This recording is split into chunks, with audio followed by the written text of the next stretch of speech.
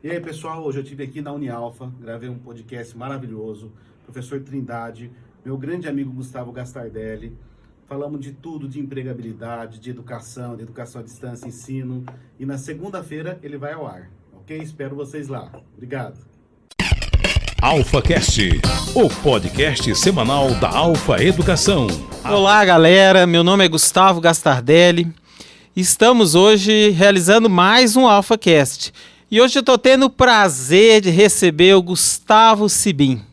Meu amigo Gustavo Sibim, há muitos anos é meu amigo. Não pode nem falar quanto, hein, Sibim? Eu já ia entrar nesse mérito, mas você me proibiu, então deixa pra lá. Cara, obrigado por ter aceitado o nosso convite. Feliz de você estar aqui. Eu que agradeço, viu, Xará? Depois de tantos anos em sala, trabalhando junto, poder participar de um podcast contigo é uma honra, um prazer.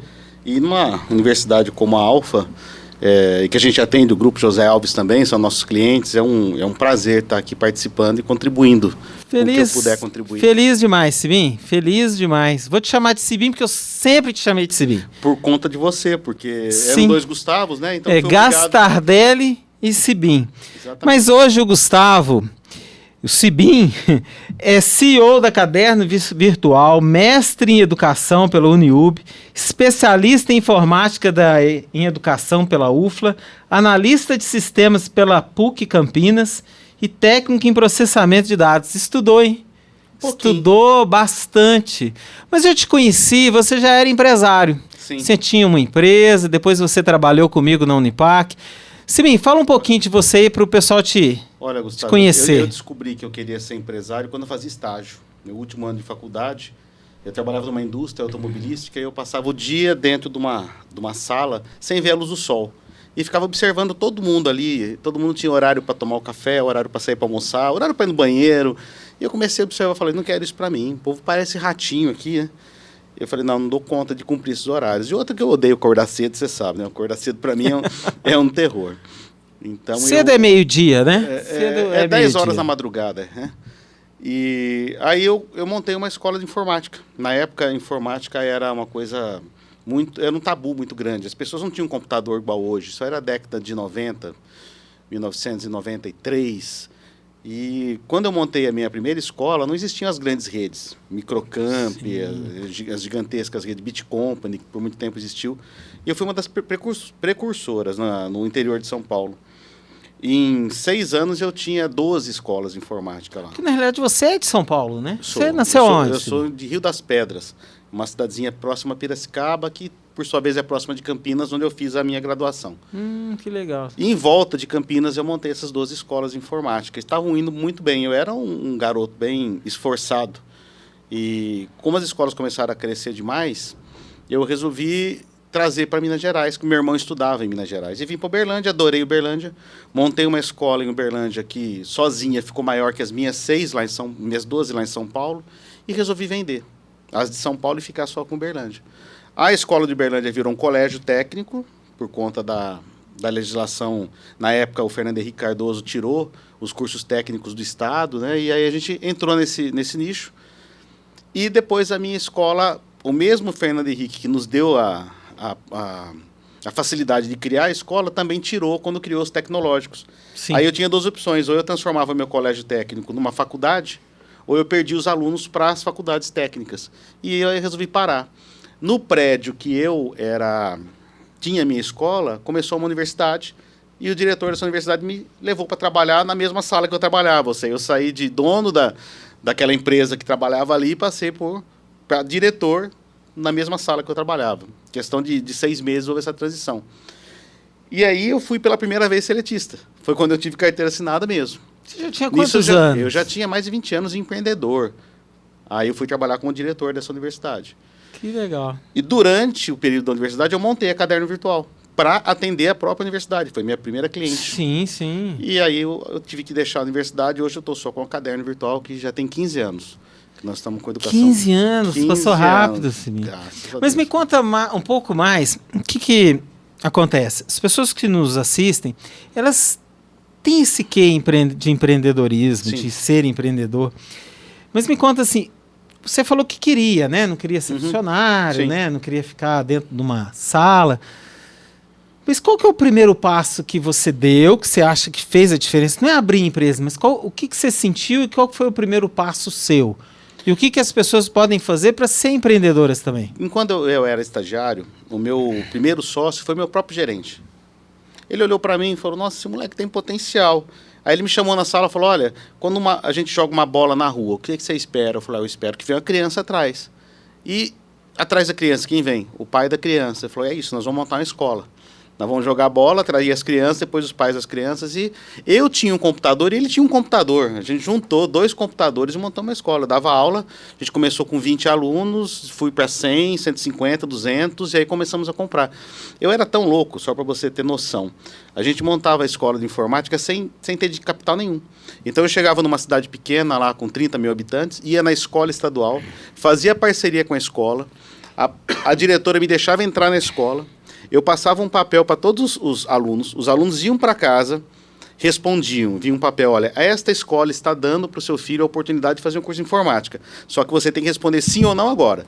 Se você responder não, ele perdeu a vaga na escola de informática. Isso em 93. Eu ia em todas as salas de aula, conversava com os alunos e depois voltava a buscar. Enquanto todos os alunos não trouxessem o papel, eu não sossegava. Aí eu ia na sala, no intervalo, um computadorzinho, notebook na época, e fazia a matrícula das pessoas lá. Então eu sabia quantos alunos eu ia ter naquela cidade, sem ter escola, sem ter endereço, sem ter nada. Em cima daquilo, eu fazia financiamento, comprava os computadores, alugava o prédio do tamanho que precisava. Então eu montava no escuro, urubu voando. Isso eu entendo que é uma veia de empreendedor, porque é correr riscos. Assumir o risco, né? Eu colocava meu nome em financiamento, em média hoje, eu tinha 22, 23 anos, eu fazia financiamento de 100 mil reais.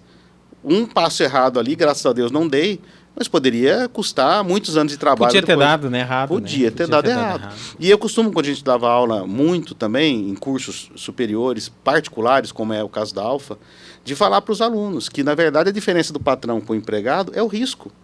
É só o risco. E o retorno, né? E o retorno também, né? Quando você arrisca, o maior risco, o maior retorno, não adianta. Exatamente, é um jogo, né? Quanto mais você arrisca, mais você tem retorno. Então, aquela visão, eu falava para meus alunos, olha, se você é solteiro, se você tem seu pai pagando suas contas, e você quer trabalhar de empregado para os outros, você me desculpa, cara. A palavra é forte, mas você é vagabundo. Por quê? Você não tem por que fazer isso daí. Por que você vai querer que alguém explore o seu trabalho se você pode fazer isso por si só? Se você quer ganhar 10 mil reais, que na época era um salarião, você tem que saber que a empresa vai gastar 20, meu cara. Então, você vai dar 20 mil de lucro para uma empresa? E você vai ficar feliz e dar 20 mil de lucro e ficar só com 10? Você revolta, não revolta? Sim, mas o seu patrão te deu um lugar para trabalhar, te deu toda a estrutura, você não tem risco zero. O risco é dele. Então, é só escolher. Quer ser empreendedor? Corra riscos. Ou senão, você tem toda a opção do mundo de trabalhar para alguém. O que é necessário, porque senão, né? É igual Platão, Platão falava, se todo mundo for participar do banquete, quem vai lavar a louça? Então, é necessário. Um dia a gente lava a louça, outro dia a gente está no restaurante. Então, é um processo normal, mas de escolha. Eu vejo isso também, né? Trabalhei com empreendedorismo, com gestão a vida inteira, né? Sim. Mas uma questão que eu vejo, às vezes eu percebo o empreendedor com um olhar bem diferente. Ele assume o risco, eu concordo, mas ele tem uma postura diferente. Sem dúvida. Você repara? Ele dá um passo diferente. Quando a gente fala, quer trabalhar para os outros ou não, né? Não é só isso. Não é só isso. Não é. É uma postura, é um olhar, é um sim ou não durante todos os dias da vida. Vem de uma construção social.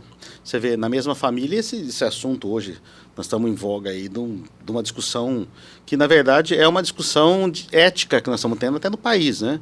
De família, da criação da pessoa. E, às vezes, na mesma família, você tem 5, 6 filhos, cada filho sai de um jeito, ou tem um destino diferente, né?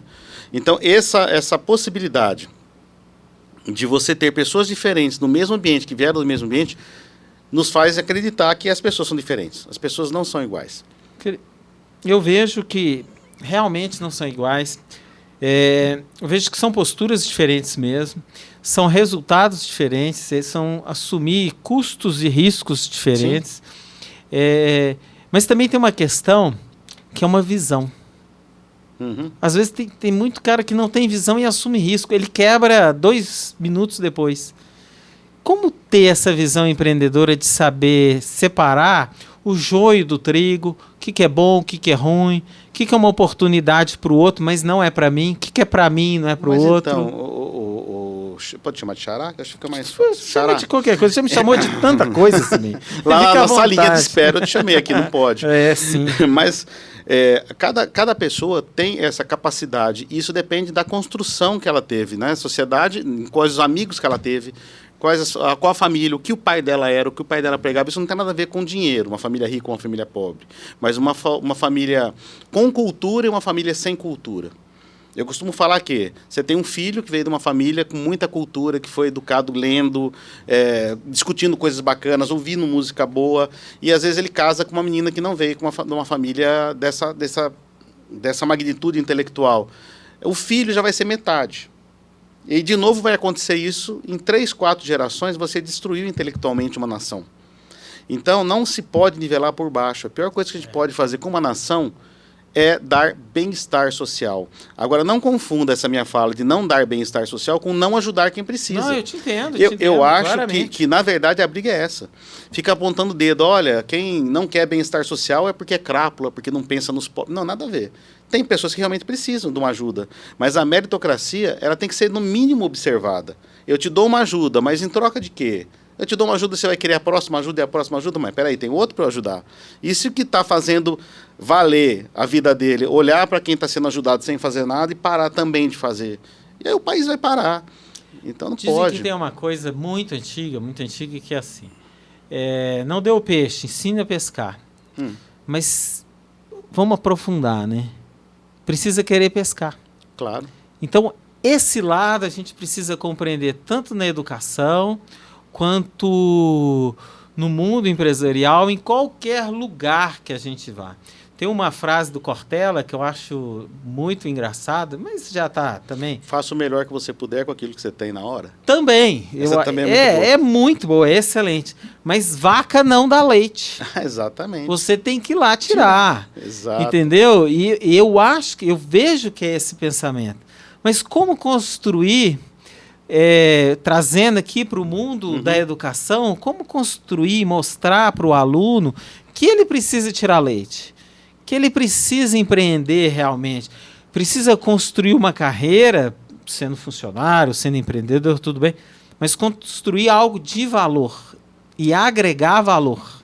Olha, eu mexo com educação desde que eu nasci, né? Sempre dentro de escola, minha mãe era diretora de escola. E 70 anos, então, que você mexe com educação. Quase 70 anos dentro de escola, diretor de universidade, professor, coordenador de curso. E a gente costuma dizer para os alunos que eles precisam ter um pouco de iniciativa. E também a postura dos professores está errada. A minha dissertação de mestrado tratou exatamente disso, o Xará. Os professores, eles viraram papagaios por um bom tempo. Nos últimos 40, 50 anos, Anísio Teixeira já dizia isso, lá em 1930. Ele dizia que a universidade tinha que antever as mudanças sociais.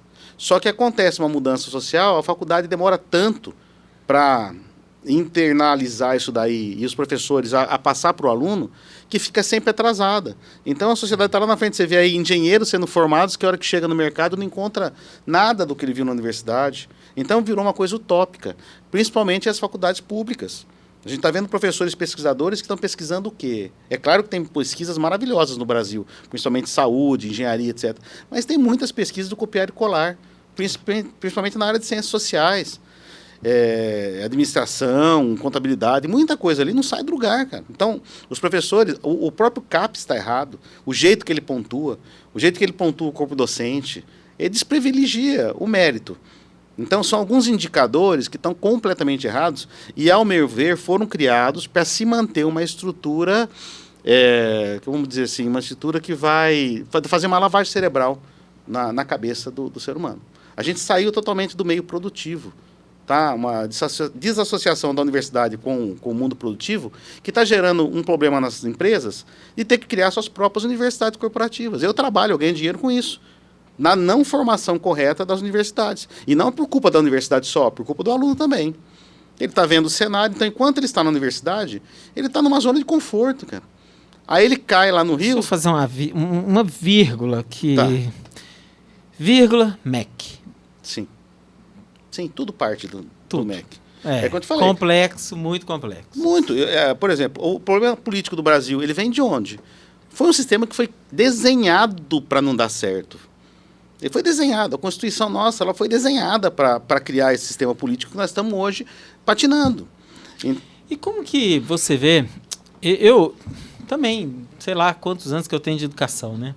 A gente não pode falar porque a gente fica velho, a gente envelhece, Não, né? não tem quando problema chega. com ficar velho. Quase meio século, né, de vida. Então, Você tocando nesse assunto, desculpa te cortar, eu vi um artigo esses dias de uma pessoa que estava brigando por um negócio chamado etarismo. Você já ouviu falar de etarismo? já ouvi. Ele não se sentia com 60 e poucos anos, ele achava que era discriminado, porque ele estava bem de saúde, e aí ele ia fazer entrevista de emprego, não aceitavam ele, porque o senhor está velho. Falou, mas eu produzo melhor que alguém de 40, eu estou bem. Aí ele falou uma frase que me tocou. Eu não me sinto com 65 anos. Eu não me acho. Aí isso me veio um viés, né, de um outro assunto que está em voga aí, que é a questão do homossexualismo. Eu não me sinto homem, eu não me sinto mulher, eu não me sinto 65. Então nós estamos perdendo um pouco o conceito de normalidade. Aí outras pessoas me perguntam, mas o que é normal? O que é anormal? Quem dita que é normal, quem dita que não é normal? É claro que cada fase da sociedade você tem uma discussão sobre isso, Sim. existe uma evolução. Mas com a tecnologia foi muito rápido.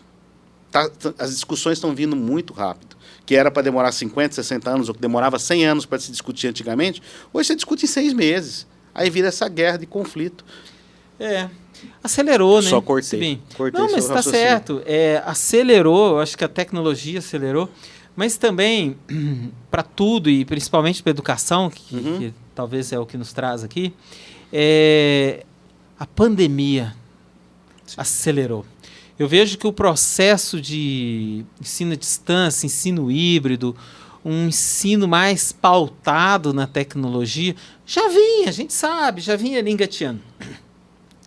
Mas a pandemia catapultou. Como é que você viu isso? Bom, eu já era estudioso disso, né? Sim. Porque o que acontece? As informações do mundo, né, Big Data, esse conjunto de informações tem valor, um valor inestimável, e essas informações crescem cada vez mais. Dizem que é o novo petróleo, né? O novo. Então, informação é tudo, cara. Tem uma historinha que eu contava também. Quando eu era jovem, para você conquistar uma mocinha, você tinha que ter carro. Mas naquela época existia carro? Existia. Já existia. Eram carros bem rudimentares, tipo Uno, né? No caso, eu tinha um Uno. Então, eu lavava o Uno, passava pneu pretinho no Uno. E aí, eu dava uma volta, porque não tinha telefone celular. Sim. Você tinha que dar sorte de encontrar a moça na porta da casa dela, ou achar qual bairro ela morava. Então, a gente ficava rodando nos bairros, sabia mais ou menos para onde a moça morava, em cidade do interior era muito assim. E aí você ia no sábado à noite pro baile, né? Tinha a boate da cidade. Aí você chegava, tocava rock and roll, beleza, ninguém pega ninguém. Aí desbloqueia foi. Depois vinha a lambada. Naquela época, quem sabia dançar lambada já levava as mulheres tudo, né? Aí sobrava no final da noite. Mas você é músico. Mas eu não estava tocando. No final da noite. Excelente músico. Não me corta, não me corta. Pega todo mundo. Não me corta. No final da noite sobrava os gordinhos com o copo de Cuba Libre da mão, para conseguir talvez descobrir o nome da moça onde ela morava, para depois ficar dando volta e achar ela na rua. Cara, hoje tem aplicativo, Tinder. E o que é o Tinder? É informação. Quanto vale você ter certeza que a pessoa já gostou de você? Você vira um leão, cara. Essa moça já gostou de mim. Isso é informação. Mudou o seu jeito. Se um vendedor pudesse adivinhar o que o comprador está pensando, não passaria uma venda. Ele venderia tudo. Ele deixaria de vender carro, se está vendendo carro, para vender ponte, o que o cara precisasse. Então, isso tudo é informação. E hoje dá para você extrair. Você consegue saber, por exemplo, que eu estou aqui, o que eu estou fazendo, o que eu estou falando para você, que produto está em cima da mesa, que hora eu cheguei, onde eu parei o carro. E está crescendo ainda mais. Então, o domínio da informação é o novo petróleo. Mas a pandemia não fez as pessoas perceberem o EAD. Fez as pessoas perceberem que algumas coisas são estritamente presenciais e outras podem não ser. Tipo aula. Se você pegar o conteúdo programático de um curso, de uma disciplina, mais da metade das coisas ali são teoria. Por que Ou você vai mais, né? ficar, Dependendo- dependendo da disciplina, 100%? É. Aí você vai ficar em sala de aula, o professor papagaio, que eu te falei no começo, é aquele professor que dá a mesma aula 20 vezes durante a semana. E às vezes ele esquece até o que ele está dando de aula. Ele está repetindo aquilo lá, não está pesquisando mais, etc. Então, o professor tecnológico é aquele que considera que o aluno tem informação. Então, se eu sair de uma sala de aula deixando você com vontade, com curiosidade, para mim é melhor do que eu passar o conteúdo. A nossa visão é, vou passar conteúdo, mas o conteúdo está à disposição. Nesse momento em sala, eu tenho aqui para te deixar convencido de que você precisa correr atrás dele. Se eu conseguir isso, é melhor do que eu te ensinar o conteúdo. Porque hoje você vai pegar um assunto videoaula. Os meus clientes, eu produzo videoaula para os meus clientes. Mas eu falo para eles, não precisa. A não ser que você queira uma coisa muito específica, você vai achar no YouTube. Você vai achar coisas prontas. E o autor vai adorar que você use isso no curso dele. O trabalho do professor é curador. É. O professor do futuro é um cara curador. Mas isso, às vezes, na academia é até mal visto, né? A gente tem que mudar um pouco a cultura. Mudar muito, a né? resistência A resistência é grande. foi a minha dissertação de mestrado, que virou livro, depois eu vou te convidar para o lançamento. Ah, que legal. Justamente essa resistência. Por que os professores têm tanta resistência com o ensino à distância? E, na verdade, não é essa distância, ele tem medo de perder o emprego. E aí vem a culpa dos sindicatos, das empresas que exploram, às vezes, bota um professor para dar aula, paga 10 horas aula, mas vende essa aula para 10 mil alunos. Então, na cabeça do professor, horário, para pensar, você trabalha na universidade quantos anos? Trabalha ainda. O ensino presencial, em sala de aula, carga horária, matriz curricular, isso é uma coisa feita para o benefício da instituição de ensino, não para o aluno. Você está no meio de uma turma heterogênea, com pessoas diferentes, o professor não consegue fazer um trabalho ali hegemônico com todo mundo, porque cada aluno aprende de uma forma. Então, o ensino à distância propicia que cada um ande no seu ritmo. Agora, o presencial é importantíssimo, mas para outras coisas. Para um trabalho em grupo, para você fazer uma simulação, né, dentro de um hospital, dentro de uma indústria. Então, acho que os ambientes escolares vão mudar um pouquinho. Eu acho que vai mudar, está mudando um pouco. Está mudando lentamente, eu diria. Claro. Não na velocidade que a gente gostaria, mas está mudando um pouco. Mas a amarra não são os alunos. Aí se coloca muita culpa no aluno, né? Não muda porque o aluno não acostumaria. Você lembra na universidade que a gente trabalhou? Já percebeu que é o professor. Na universidade que nós trabalhamos, o pessoal de vendas falava, nossa, eu nem posso falar que aqui tem EAD. Aliás, o meu argumento de venda é que aqui não tem nenhuma aula online. Chegou uma época que passou a não ter aluno justamente porque não tinha aula online. Porque a outra faculdade não tinha aula de sexta, e aí na nossa tinha. Aí começou a perder aluno por conta disso. Então hoje, se você falar que você não tem nenhum aparato tecnológico para apoiar, o aluno já vê com maus olhos a faculdade. E eu te pergunto, qual que é o próximo passo da educação? Eu particularmente, eu vejo assim, eu faço uma graduação, hoje em dia eu faço psicologia, gosto, sou administrador, fiz doutorado, mestrado, você sabe. Mas hoje eu faço psicologia, eu curto psicologia. Mas eu tenho muitas aulas híbridas que eu gosto. Particularmente, eu ando gostando mais de aula híbrida do que aula que eu vá na faculdade. Eu perco muito tempo de trânsito, sabe? Muito assim. Então, é um caminho que eu curto, que eu gosto. Gosto de ir na universidade? Gosto, mas não preciso ir todo dia. Fui todo dia nos últimos 22, 23 anos. Mas eu te pergunto, na sua visão, Sibim, qual que é o próximo passo da educação? Uns falam que vai ser à distância, outros falam que é presencial, uns falam que é híbrido. Para mim, tudo é educação. Para mim, tudo é educação. Exatamente. Mas para você, que é um cara da tecnologia, né? Muito da tecnologia e muito da educação, o que vai ser educação nos próximos anos? A discussão não tem nada a ver com tecnologia. Na verdade, tem a ver com metodologia. Sim. E com objetivo. Você tem que respeitar o tempo de aprendizado de cada aluno. Hoje, a educação permite que você leve, a ensino à distância, a tecnologia, que você leve para o aluno exatamente o que ele precisa. O nosso trabalho de educação à distância nas empresas, ele, na verdade, não é produzir qualquer treinamento. É aferir a dor de um grupo de colaboradores e fazer o que a gente chama de pedagogia homeopática. Educação homeopática. Ou seja, eu vou descobrir o que a pessoa tem e vou levar para ele só o que ele precisa. Não vou fazer ele assistir um monte de cursos, eu faço de conta que ensino, você faz de conta que aprende. A gente vai para resolver. Ensinando conteúdo, então, né? se eu tenho um problema, por exemplo, de roubo numa empresa, vou dar a chefia já sabe que está tendo roubo ali, mas não sabe como resolver. Então, se contrata uma consultoria, vão avaliar o que é que está acontecendo, por que aquelas pessoas estão agindo daquela forma, e vão fazer treinamentos que corrijam esse problema. Então, isso é muito mais valioso do que commodity. Esse pessoal que tem cursos para vender, tem uma plataforma que tem 500 mil cursos, e daí, cara? já pode fazer o que com esse conteúdo? Na internet tem bilhões de videoaulas para você usar. A questão é o que, para quem, em que momento. E como você vai apresentar isso e vai convencer a pessoa que aquilo é importante para ela. Isso é mais importante do que o conteúdo em si. O conteúdo em si tem um banco de dados aí gigantesco que está crescendo exponencialmente a todo ano. A questão não é conteúdo. É realmente convencer o que você falou. Convencer a pessoa de que aquilo é bom para ela. E aí é onde para o processo brasileiro. Sim. Como é que eu convenço esse cara com esses exemplos todos que nós estamos tendo aí, de quem, quanto pior a pessoa é, mais sucesso ela tem, Gustavo?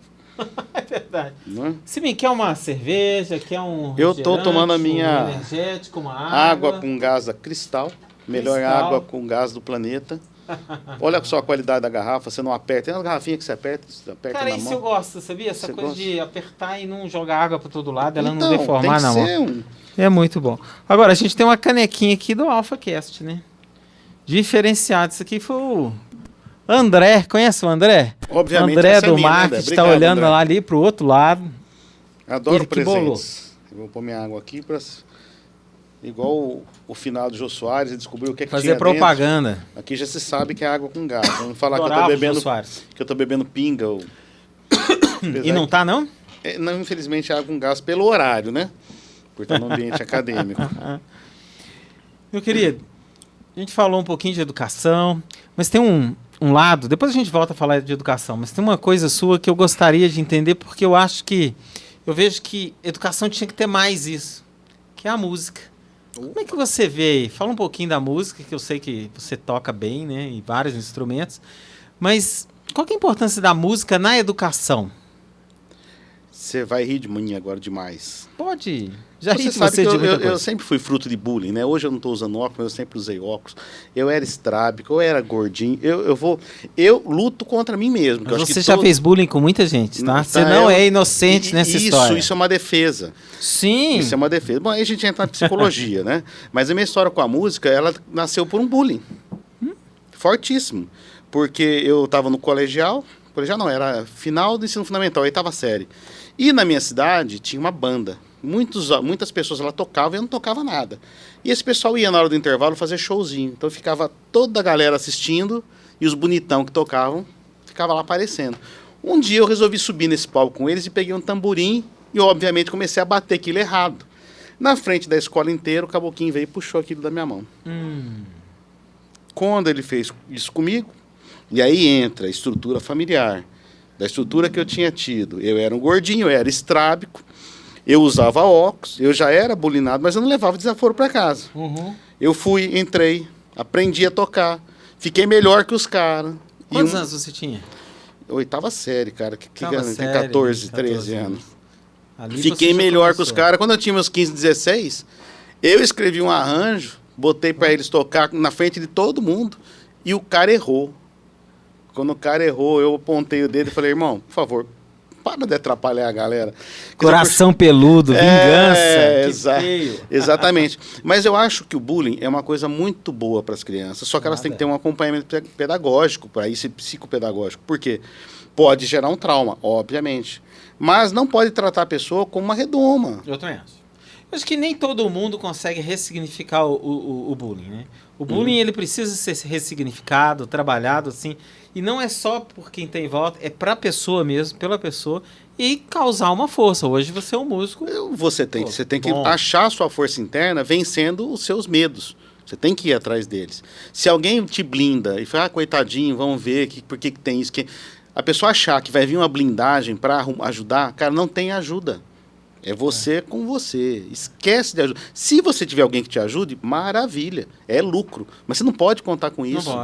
Não pode. E outra coisa, né? Quando você já se define como líder de si mesmo, você terá vários seguidores. Sim. Se você não se define, se você fica esperando essa blindagem, você não tem nenhum seguidor. Aí que você não vai ter ninguém realmente para te ajudar. O meu último desafio que eu rompi foi a questão da moto. Me tornei agora um harleiro. Eu vi aí. A moto também foi Fiquei com medo até de andar uma ruptura que eu tive com meu pai. Eu tinha um consórcio, na época que eu tinha as minhas escolas, eu tinha dinheiro pra caralho. Eu era um cara com 20 e poucos anos que eu ganhava 100 pau por mês. Só que eu gastava tudo com Mulher, carro, bebida, coisa de adolescente. Você investia, velho? E montava outras escolas, que eu achava que eu tinha que crescer para ganhar mais, para poder gastar mais. Mas eu tinha um consórcio de uma Ninja, aquelas motonas, etc. Eu era gordo, vesgo, e usava óculos. Quer dizer, meu pai olhou para mim e falou, esse cara em cima da moto Ninja vai morrer. Aí quando eu fui sorteado lá e arrematei a moto, ele me deu dinheiro para comprar um Honda Civic, zerado. Ele apostou e dobrou. E eu fiquei com esse negócio da moto. Não meu pai não deixou. Guardado, não, né? não é meu pai não deixou. Será que eu conseguiria ser um motoqueiro? Sim. E aí, a vida inteira eu pensei, pô, mas eu morrer vai ser uma tragédia para minha família, não sei o que lá, as pessoas vão ficar tristes. Esperei ficar velho para poder comprar. E aí, em 6 meses, eu cheguei e comprei a moto, não sabia andar, eu tinha carteira, mas não sabia andar. A moto pesa 340 quilos, mas em 6 meses eu estava na Itália andando de moto, sozinho, sem saber os caminhos. Que bacana, hein, cara? Então eu falei, agora eu vou até o final desse trem aqui. Então, é ruptura que faz você crescer. Sim. Completamente. E, quando você falou também de zona de conforto, voltando, no mestrado, teve uma aula que eles trouxeram um espanhol, o diretor da maior universidade para falar para os professores e alunos da pós-graduação, no doutorado. Aí a coordenadora do doutorado, o cara deu a palestra dele e falou que na Espanha não tem diploma. Lá eles têm certificado de acreditação. Porque se um médico formado pela universidade matar alguém, a universidade lá é corresponsável. Corresponsável. Eu gosto desse conceito, sabia? Eu também acho. Eu acho que tem que ser. Mas lá, você também, se você não fizer o que uma faculdade manda, você está fora. Você não forma, né? Mas ele falou que eles só conseguiram chegar nesse nível de educação na Espanha por causa do ensino à distância. Se não fosse a educação à distância, aí a professorinha diretora do curso levantou a mãozinha e teve a infeliz ideia de perguntar e de falar, olha, aqui no Brasil isso não funciona, o senhor me desculpa, porque aqui os alunos não têm autonomia para estudar. O velhinho olhou para ela e falou, minha senhora, deixa eu perguntar, esse seu aluno, quando ele casar, ele vai precisar ter autonomia para levar a família dele? Não, aí lógico. Quando ele for trabalhar como líder numa empresa, ele vai precisar ter autonomia? Não, aí claro. Exceção aqui, uma universidade quando é que vocês pretendem ensinar autonomia para esse povo? Você está blindando. Você está dando desculpa de que o EAD não funciona porque o aluno tem autonomia. Mas você está aqui para ensinar autonomia. Você tinha que estar cobrando isso desde o primário. O aluno tem que ter responsabilidade. Então, eu dou lá o conteúdo, igual nos Estados Unidos. Você se matricula num curso, você tem uma grade de coisas gravadas para você ver, algumas aulas que estão acontecendo para todos os cursos, e você que define o que você precisa assistir, para no final você vai ter prova e tudo mais. Então, você que procura o conhecimento. A faculdade solta o conhecimento para todo lado. Você tem biblioteca, se vira onde você vai achar o conhecimento. Nós vamos te cobrar. Eu te convenço o que você precisa fazer, te mostro o caminho e te cobro. Agora, você caminha sozinho, cara. Agora aqui é teatro. Aqui que eu falo, pelo amor de Deus, não é alfa. Estou falando em todas as faculdades do Brasil, o meio educacional brasileiro. O aluno acha que senta numa sala de teatro quando ele senta numa sala de aula. Ele tem que sair daqui aprendendo e vai lá e assiste. O movimento ensino-aprendizagem é 50% do professor e 50% do aluno. Mas nem o professor deixa o aluno exercer os 50% dele. Eu diria que até mais, assim, eu diria que é 80% o aluno, 20% sim, professor. Deveria ser quase, o professor deveria ser só o condutor, né, desse processo. O professor hoje não sabe nem fazer pergunta, reclama que o aluno cola na internet, aí ele pergunta quem descobriu o Brasil, o cara vai lá no Google, na mesma hora tem. Pergunta, e se fosse o Cristóvão Colombo que tivesse descoberto o Brasil, o que seria do Brasil? Pô, aí o cara não vai achar isso, então... É uma coisa que eu acho, que eu vejo complicado também, eu não tenho uma opção a isso, para te falar a verdade, não tenho. Já pensei em várias, mas não tem. É uma questão, assim, do aluno não vir à escola, à universidade, para estudar, e sim para tirar nota, né? Sim. Para fazer uma prova. E eu vejo pessoas, às vezes, muito capazes... Qual é o problema do aluno vir tirar nota na escola? Ei, Trindade. Tem uma figura aqui invadindo muito voz, boa. É só uma voz. Tem que... Eu já estou invadindo, moçada. Já estou invadindo. Peraí. Curioso aqui. Tudo bom, cara? Sibim, esse é o nosso reitor. E aí, doutor Gustavo? Tá conduzindo o Pitinos. AlphaCast. Galera do Agora. AlphaCast, tudo bom? Beleza? Ai, peraí, como que eu vou passar um microfone pra você aqui? Não, deixa aí que nós vamos falando... Grava bem aqui? Trindade, Sei fala. que você não bebe, mas sextou, tá? Não Então, bebe? Mas ainda não é horário. Sextou e galera, é zero, viu? Pode tomar Estrela Galícia Acho que os zero, dois patrocinada por mim, 10% é meu. Ô, Trindade, sacanagem, eu acabei de fazer propaganda da água com gás, você vem fazer propaganda da cerveja, aí me quebra. Cada Acho um que bebe o aqui que te quer. capta a sua voz. Tem uma sol aqui pra você, ó.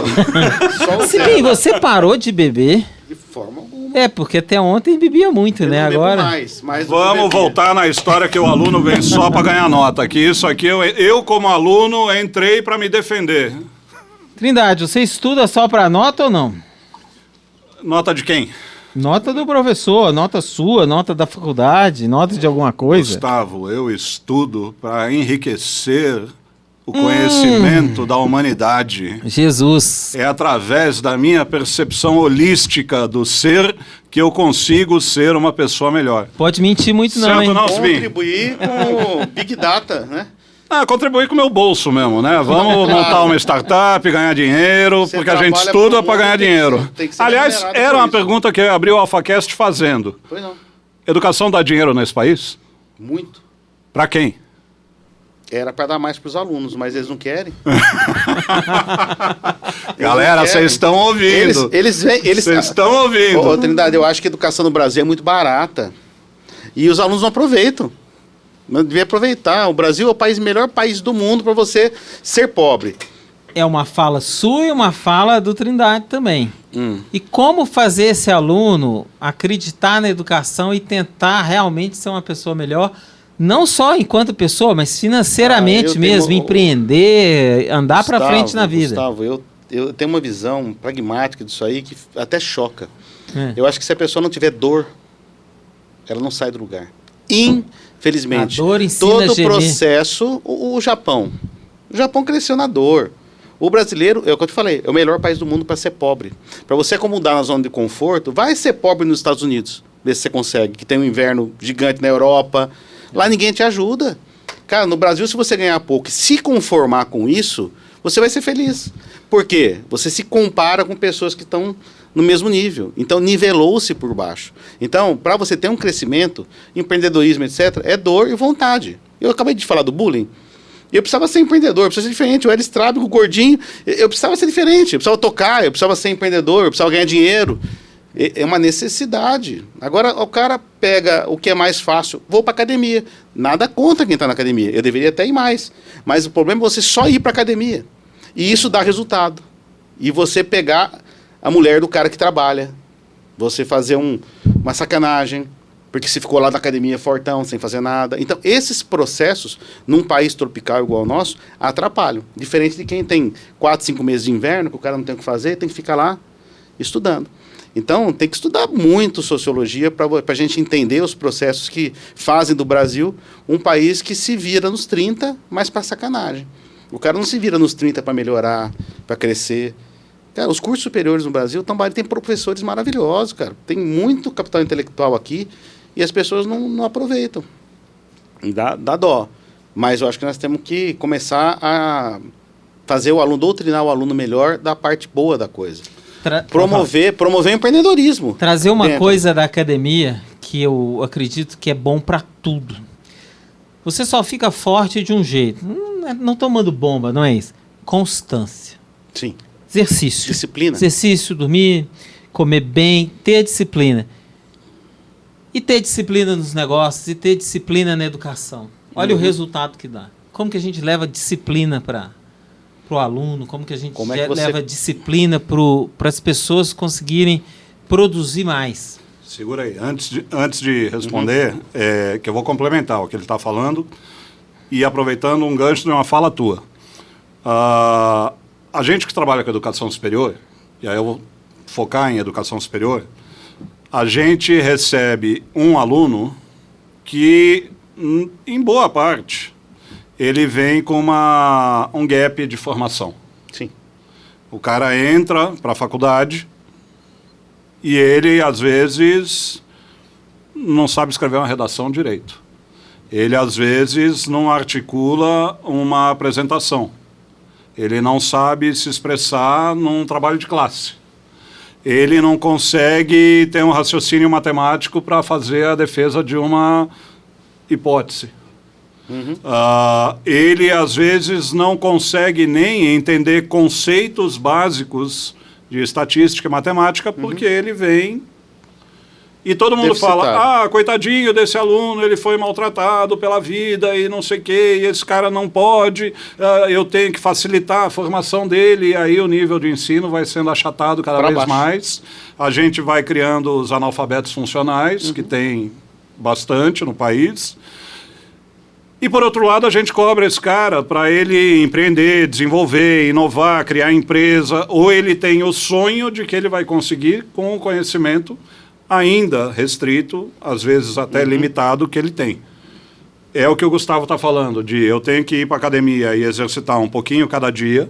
Se eu andar 100 metros por dia, em 365 dias, eu ando mais de 35 quilômetros. Exato. Né?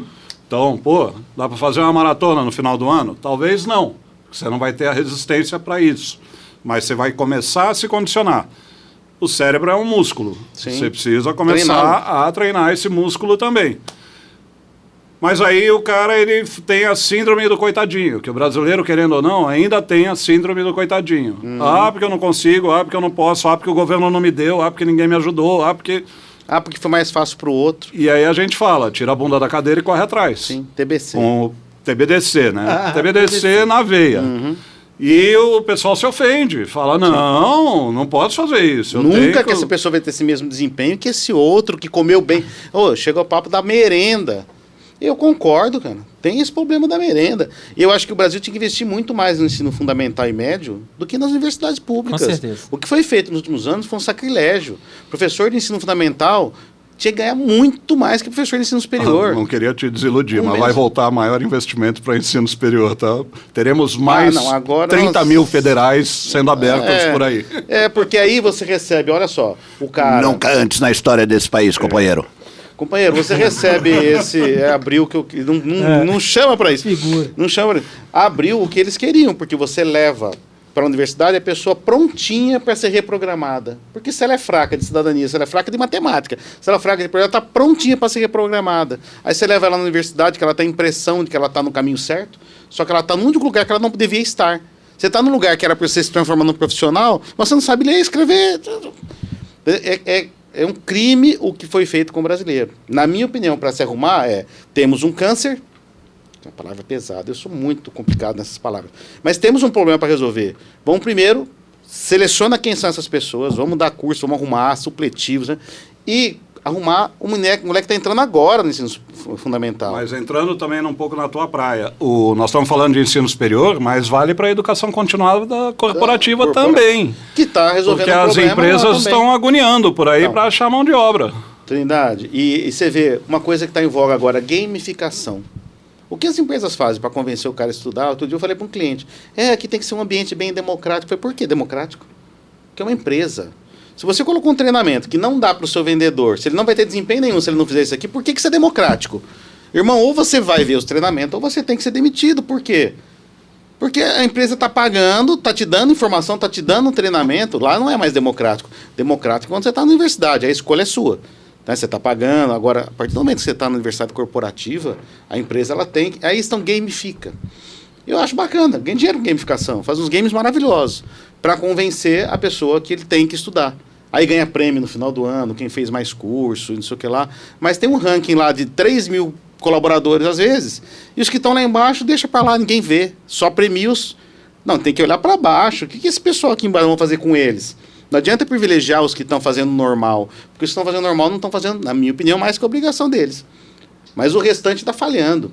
Então são processos que estão todos corrompidos aí. Mas a gente não vai mudar isso de uma hora para outra. Como resolver isso? É a síndrome do incompetente esforçado. A síndrome do incompetente esforçado. O incompetente esforçado, ele faz um estrago que as empresas não têm ideia. Porque o cara, ele está lá embaixo, ninguém vê, mas o cara, ele não fica quieto. E ele, como não sabe fazer nada, ele só faz cagada. E vai estragando tudo que ele vê pela frente. E aí você vê legislações trabalhistas que fazem todo mundo que está no mesmo cargo ganhar a mesma coisa. Um subindo em cima do outro. Aí tem um competente e 10 fazendo serviço. Ele fazendo serviço de 10. E ganhando a mesma coisa que os outros.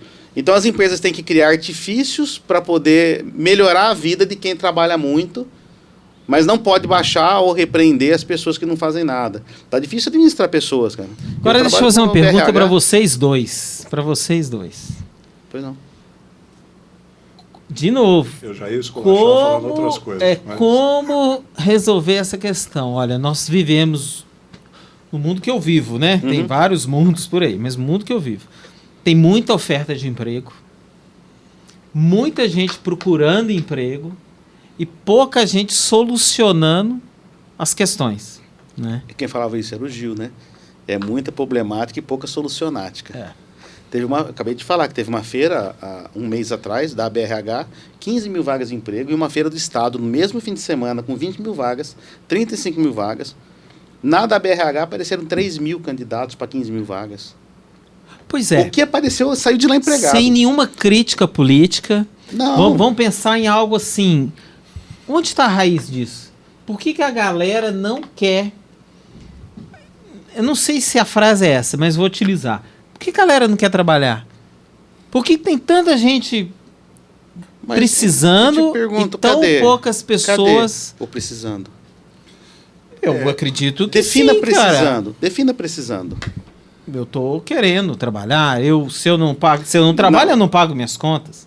Ou algo... Será que não está conseguindo pagar? De alguma forma? Você acha mesmo que a pessoa que está passando fome não procura trabalho? Putz, eu não Algum número sei está errado? te falar. Entendeu Eu que algum número está acredito. errado? Pode ser. Algum número está errado. As pessoas estão conformadas com o pouco que têm. Elas vivem, estão sobrevivendo.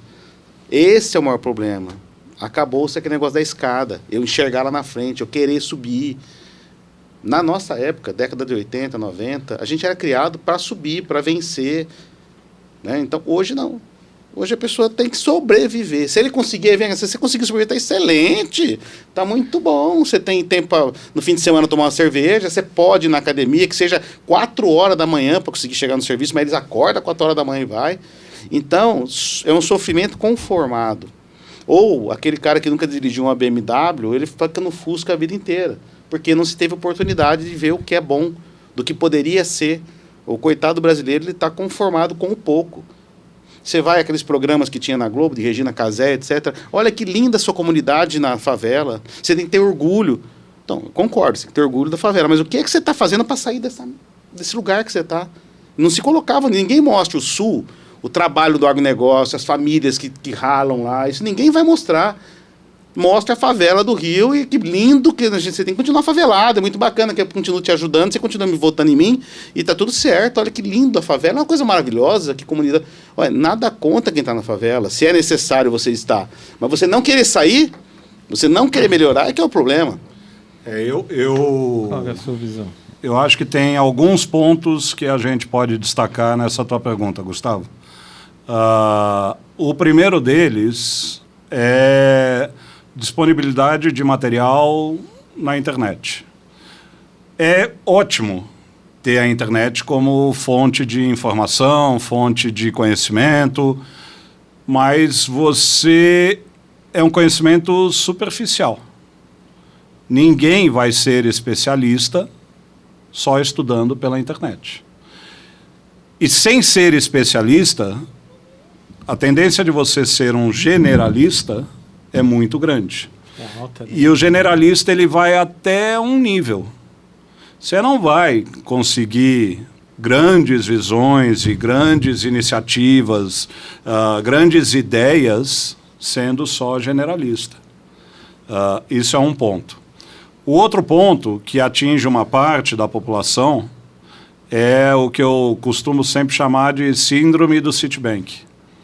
Que a garotada, ela estuda já olhando, falando, cadê o meu cargo de vice-presidente? Se não for vice-presidente, eu não quero ir. Porque eu estou saindo da faculdade, eu sou o cara. O cara, né? Sou quase o Zambrano, sou o cara. Sim. E aí você fala, não, sinto muito, você tem que começar como analista júnior, vai galgar, vai aprender, vai passar por Tem que andar pela escada, experimentação. né? Tem que muscular, põe a panturrilha para trabalhar, e aí você vai enriquecendo a sua bagagem e as suas experiências. E o outro ponto, aí sim é um problema estrutural, que é o gap de aprendizagem, não do ensino superior, mas de todo o ciclo de vida desse indivíduo. E aí, pouco me importa se ele está na favela, se ele é de classe média baixa, se ele é de classe AAA. Se ele quer ser um neném da vida, nem estuda nem trabalha, não interessa a classe que ele dá onde ele veio. É um problema de falta de vontade. Esta falta de vontade, aí sim ela é causada por duas coisas. Qual é a referência desse cidadão? Qual é a referência dele? Quem ele admira? Ninguém vai fazer nada só por vontade própria num primeiro momento, principalmente quando você é jovem. Você vai fazer porque você tem alguém que te inspira, o cara que é um ídolo. Pô, o professor é foda. Pô, esse cara aqui tem uma ideia massa, fez dinheiro. Né? Pô, esse cara aqui...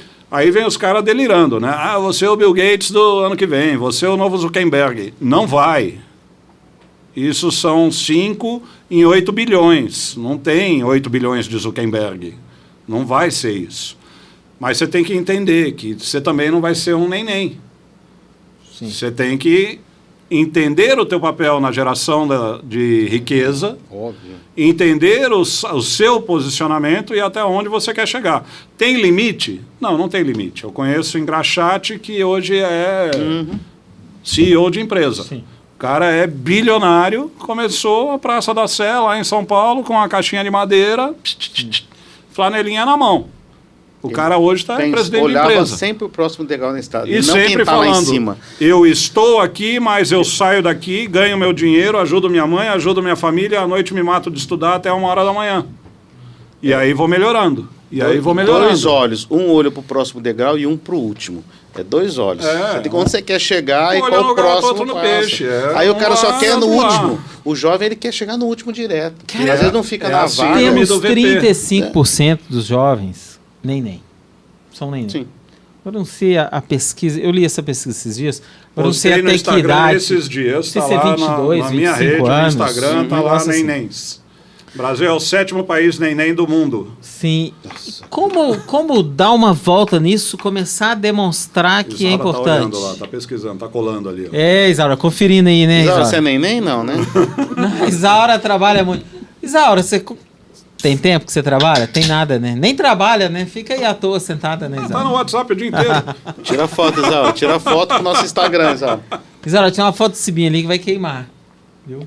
Hoje eu descobri que ele é estrábico, eu nem sabia que você era estrábico, cara. A vida inteira foi Mas ele sai em fotografia? Tem gente que não sai, né? Não, é queima. Você sai, Cibinho, em fotografia? Não, tem gente fotografia eu saio eu nunca vi você em fotografia. Eu odeio fotografia, não sai, mas é necessário, né? Como é que faz? Tinha o Vladimir Drácula e outros caras assim que não saíam em fotografia, né? O Cibinho fica andando pela Europa. Eu fiz 4 cirurgias nos olhos, 4 para conseguir. A última ficou maravilhosa, só não enxergo à noite. Dia é lindo. Que coisa boa de saber. Arranquei meu cristalino, pôs lente no lugar. Sério? É uma luta com... Ele parou o carro do lado teu, tá? Só para avisar. Nossa, deixa eu tirar meu carro primeiro. Tá? Não, mas eu vou sair antes de escurecer. De dia é lindo. De dia eu tô com 100% de visão. À noite... Que bom saber. Se eu te convidar à noite, você pode esquecer. Não vai, não. Cara, que... Cada coisa. Agora eu fiquei preocupado com o meu carro. Mas fazer o quê, né? É a vida. Mas voltando um pouquinho pro lado da educação. Acho que a gente falou de empreendedorismo, falou a questão da música, o quanto a música te ajudou, né? Vencer muitas coisas. A música ajuda muito. Eu diria que às vezes... De equipe, a música é maravilhosa, para disciplina, para tudo. Tanto é que na década de 80 tinha... Eu não posso falar isso não. Pode falar à vontade. A Isaura pode sair daqui amanhã, né, Isaura? Tranquilo. Depois a gente coloca uma foto. Faz 8 sessões de podcast. Coloca uma foto da Isaura aí para vocês conhecerem quem que é a Isaura. Isaura é que faz isso aqui funcionar. Você está falando que a Isaura é o Louro José do podcast?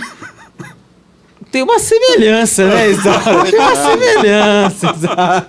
Ela é o Louro José do podcast, é isso? Daqui a pouco ela joga aqui alguma Sacanagem. coisa. Sacanagem. Você tá com o presente do Cibinho aí, né? Presente? Joga na cabeça do...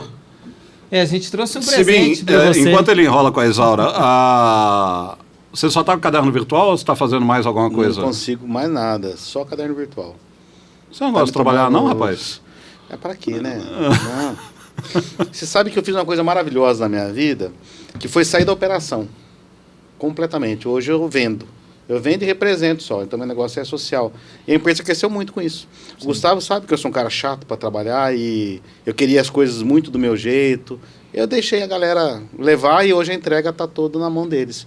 Que isso legal, foi muito bom. Foi muito bom para minha vida. Eu entendi que eu custava R$ 25.000 por mês. As gigantes de plataformas não foram atrás de você não para comprar até hoje? Algumas. Só que eu não quero porque no momento ainda não é para isso. E eu não confio no que elas vão fazer com a minha empresa também. E eu penso também nos meus clientes, porque o nosso diferencial é o atendimento. Atender e participar da solução com a empresa, e não só entregar um software. Né?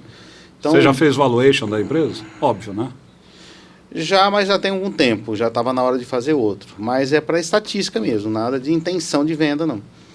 Não acho que é uma coisa boa de ser feita agora, até porque não se sabe o que vai acontecer com o país daqui para frente. Eu, inclusive, estou muito preocupado com isso, vocês devem estar também. E parece que tem 60% do país que não está preocupado, está até feliz, né? Mas eu acho que não existe esse 60%. Né? Eu acho que realmente foi fictício. Tem 30% feliz e 30% anestesiado, né? E tem 40% inconformado. É mais ou menos isso que a gente vê hoje. Nós que somos da área de tecnologia sabemos exatamente que inconcebível o que aconteceu, porque é virtual, cara. Todo processo virtual não dá para você fazer. Tanto é que nenhum país do mundo utiliza esse tipo de processo. Uma coisa que não dá para você conferir. A Suíça fala uma coisa bacana, está na Constituição. Se não dá para um leigo acompanhar uma apuração, ela não pode ser usada. Porque uma pessoa que é leiga, ele tem direito, um cidadão qualquer, eu quero na minha sessão, eu quero abrir a urna e quero contar os votos. Então, se ele não consegue fazer isso, o processo não pode ser utilizado, né? Mas é outra discussão, estamos querendo levar a discussão para esse lado. Não. Nós não vamos sair mais disso. Urnas baseadas em blockchain. É o futuro. E isso que seja, então. É o futuro. Mas fora isso, tudo bem. Voltando para a educação e para o caderno virtual. Sim. Hoje o caderno virtual ele está no ensino superior ou está só na educação corporativa? Não, eu tenho alguns clientes de ensino superior. E eu tenho alguns clientes que vendem conteúdo, produtores de conteúdo, mas a grande maioria são graduação ou lato? Não, na verdade eu tenho lato. Graduação não. Lato, moçada, pós-graduação, MBA, Exato. cursos de extensão, curta duração. Trindade, você sabe que nós saímos da área educacional por conta do meu mestrado. Eu atendi até algumas universidades. A gente tinha dificuldade danada de implantar em universidade por conta da resistência dos professores. E a minha dissertação de mestrado foi exatamente sobre a resistência do professor com o ensino de distância, que ele entendeu por que isso acontecia. Você participou, a gente tentou fazer a implantação lá na... Sim. Na Unipampa. Teve rebelião de professor. Ele era um dos resistentes? Ele não era um dos resistentes. Nunca. Mas tinham muitos coordenadores, professores, diretores resistentes, porque foi uma época, virou muito rápido, né? Se fosse agora na pandemia, todo mundo foi obrigado a migrar. Daí é aquela questão que você tinha falado antes, né? A questão da dor. Sem a dor, ninguém queria mudar pro EAD ou pro virtual. Na hora que veio a dor, que foi, tipo assim, não tem jeito, tem que mudar. A pandemia fez muito bem para a educação. Você com sabe da todo o história- respeito, Que quem ano perder foi alguém isso? que ama. Peraí. Que ano foi isso? Isso foi 2009. 2006, 2007. 2006, ou seja, já tinha 15, 16 anos de EAD rodando na estrada aí, pelo menos. Muito. E agora, pós-pandemia, com todo mundo migrando para um ensino diferente, que é híbrido, que é digital, que é o nome que cada um quiser dar, professor ainda tem resistência? O professor ainda tem resistência. Tem. E professor não mudou a chave para o digital? Ou nem as instituições. O que mudar a chave pro digital não é só você gravar a videoaula, nada. É mudar o conceito de metodologia. Eu acabei de falar para O que é mudar a chave para o aluno? Vamos falar da perspectiva do aluno.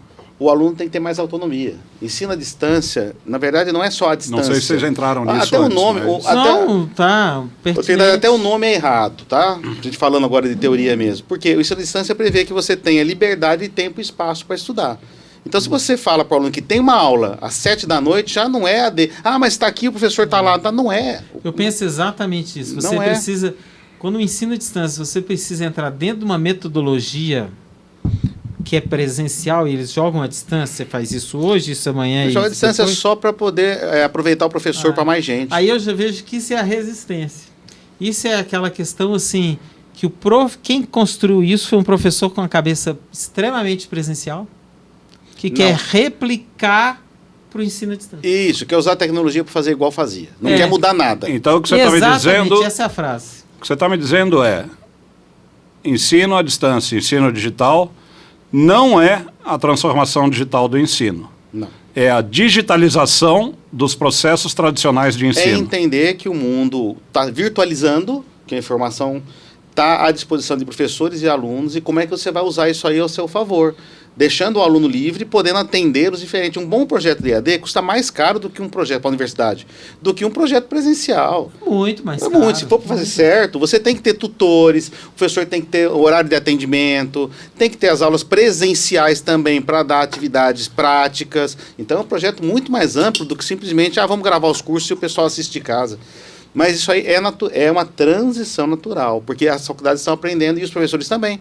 Agora a gente entende que o professor é multidisciplinar. Eu falava isso lá no mestrado, o povo achava uma loucura. Eu falei, tem que desatomizar. Porque eu tenho um professor que é ator, o cara é bom para a sala de aula. Tem um professor que é pesquisador, professor bom para responder pergunta, bom para atender o aluno, bom para escrever material. É um trabalho multidisciplinar. E os professores não queriam desatomizar, né? Eles queriam, o professor é o professor. Cara, mas você não tem perfil. Tanto é que a gente pegava o professor com 30 anos de casa, era péssimo no estúdio. Sim. Péssimo. E os professores novatos, que tinham pouco conhecimento, era perfeito. Por que ele funcionava? Porque para eu estudar, para dar uma aula de 20 minutos, eu estudo. Não preciso ser um expert em física quântica para dar uma aula de física quântica. Então, ele conseguiria gravar uma disciplina se ele for bom de aula, se ele for bom de... Há controvérsias. Mas você sabe uma Mas aí, questão que eu tenho visto, só uma observação, porque, numa fala, eu não acho que o professor novo, ele é bom de tecnologia, Não, mano, eu tô falando que e é o uma mais regra, velho não. não. Não, Eu não uma vejo regra, como não. regra, porque eu vi muito professor antigo, cara que deu show no vídeo, e deu aula boa, se reinventou, e tem os caras novos que ficam assim. Sim, não é uma regra, não.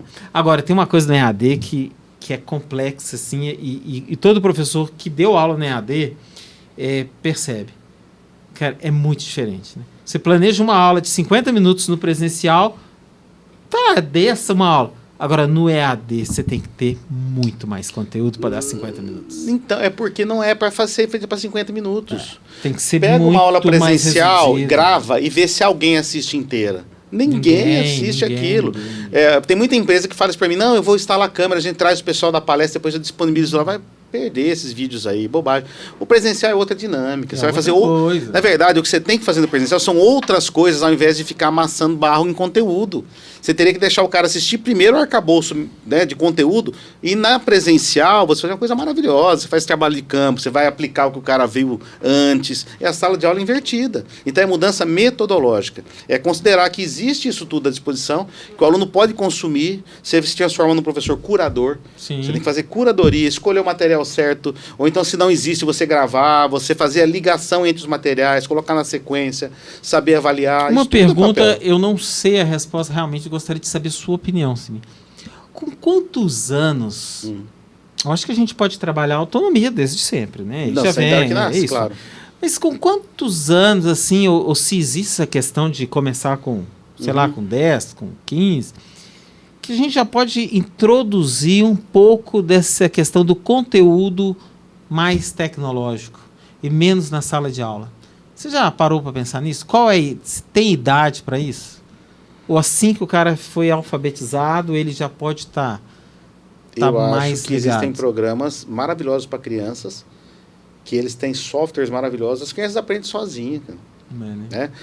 Você consegue sim. Não é legal para o desenvolvimento motor da criança até o quarta, quinta série, mas eu acredito que da sexta série em diante, porque ele tem que ir, tem que correr, você vai deixar o cara muito parado em sala e tudo mais, né? Porque o cara fica na casa dele, já fica num joguinho, vendo vídeo do YouTube. Aí você põe mais a escola toda no celular, então tranca o menino numa sala, numa cadeira, deixa ele lá com o celular na frente. Mas só por conta disso. Agora, você desenvolver... Tem a socialização também, A socialização. A criança precisa, em qualquer idade, até marmanjo Então, de 16 eu anos, acho que a gente devia acabar precisa com duas palavras. sacanear um com o outro, precisa... Acaba com a palavra presencial e acaba com a palavra EAD. Tira eu do dicionário. concordo. É isso mesmo. Porque isso é mesmo. tudo uma coisa só. Depende do que você vai ensinar. Acho que tem que ser o próximo passo do MEC, precisa vir do MEC isso. Sim, tem que vir do médico. Precisa ter. Mas o item que o Trindade falou, que eu acho muito legal e é bom trazer, é a questão da socialização. eu vejo a escola precisa ser uma fonte de socialização. E como é que se socializa Funde se eu um, tenho funde dois, 4 médio. horas de aula que você fica dentro de sala e não deixa o aluno conversar? De onde você está falando de socialização? Graduação, pós-graduação, mestrado, doutorado, precisa ter uma base de socialização maior. O pessoal Isso fala, faz diferença. Com certeza. a escola tem que tomar cuidado com bullying, discriminação, todo um monstro, né, que hoje em dia Claro. tem uma facção travestida de mimimi chamando tudo de bullying. Tudo é bullying. Mas tudo bem. O bullying é necessário para a socialização. É onde você trabalha tolerância, respeito, trabalho em equipe, Sem dúvida. Você não estava aqui a hora que eu contei a história? resiliência do ser humano. Então, esta vivência é necessária. Você tem que botar a molecada em ensino superior, em médio, em fundamental, você tem que botar todo mundo junto. Tem que ter um período. A escola o dia inteiro, todo mundo lá, brincando, fazendo atividades ou estudando. Talvez não. Talvez se eu tenha que ter um período dedicado para ler, para trabalhar. Pode ser digital, pode ser presencial, sei lá. Mas Curso superior, por exemplo, a gente procura FGV, não é pelo ensino. Por exemplo, dando Network. é só network. Aí você vai tirar a presencial? Por que num programa eu híbrido... perco amigo, mas não perco a piada. A FGV hoje em dia a gente procura por causa do STF. Né? Eu Não, acho mas que a gente vai pode ter que cancelar o AlphaCast por tanto de bobagem. Só que nós alfinetadas. falamos. Mas Vai virar PLCast aqui. Hashtag pronto, falei. Daqui a pouco a PF vem aqui. A PF vai estar lá em casa me esperando agora, quando Mas chegar. é um Xandão exemplo. mandando. Vai na casa do Trindade agora. Ô, Xará, por que você tem que tirar as aulas presenciais? Ninguém está falando de briga, tem que tirar. Ofereça mais. Ofereça uma plataforma com todo o conteúdo. Eu nem quero tirar. Não, eu estou falando, por que nos programas que você quer melhorar e colocar tecnologia, você pensa em tirar o presencial? Mas quem falou de tirar o presencial? A gente está falando de melhorar Eu vejo o uso que- do tempo presencial. Às vezes as pessoas essa é pensam a em ideia. tecnologia de uma forma errônea. Assim. Eu vejo, conheço faculdade no Brasil todo, alguns lugares do mundo, eu vejo que às vezes se quer pôr tecnologia para baratear. Mas se fizer direito, não vai Não, baratear. fica mais caro, Vai claro. ficar mais caro. Então, assim, e outra coisa, é fazer direito. Quando eu comecei a estudar a questão da não pedagogia em si, né, mas a metodologia ativa, né? O que a gente descobriu? Eu fiz a pesquisa, minha equipe fez a pesquisa no Rio Grande do Sul. Falou o seguinte, mais do que 20% das aulas com aprendizagem ativa, o cara cansa muito. Claro. O cara Claro. se estressa. Então, o que é bacana? É você compreender toda aquela trajetória do aluno e dar uma experiência para o aluno melhor. Então, vamos largar digital, vamos largar híbrido, vamos largar presencial. Tudo é educação, como você tinha vamos usar falado. todos os recursos que a gente tem. E vamos usar os nossos recursos para fazer uma educação melhor, para fazer algo diferenciado. O que eu percebo no mercado é que é muita gente falando, muita gente baixando custo, que eu acho que é normal também baixar custo, mas poucas pessoas preocupando em entregar algo mais significativo para o aluno.